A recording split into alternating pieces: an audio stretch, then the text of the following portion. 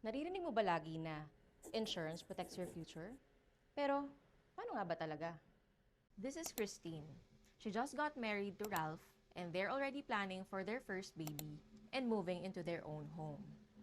They even opened a savings account para talagang makasiguro na ready ang finances nila for their future plans. Life feels full of dreams and possibilities for the newlywed couple. Everything was going according to plan hanggang may biglang nangyari. Na-stroke si Christine at kinailangang ma-confine. Buti na lang, na-cover ng HMO ang hospital bills. Akala nila okay na, pero hindi pa tapos ang gastos. After discharge, kailangan pa ng therapy, gamot, and follow-ups. Total post-treatment expenses, 200,000 pesos. Dagdag gastos na pwedeng sumira sa ipon nila. But here's what Christine did right. Before she got married, she signed up for an AXA Health Max plan, an insurance plan for critical illness, including stroke, that provides cash benefit that can be used for treatments and other daily expenses.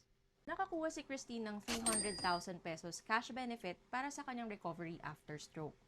Ibig sabihin, covered na ang recovery at post-treatment expenses niya, hindi pa niya kailangang galawin ang personal savings nila.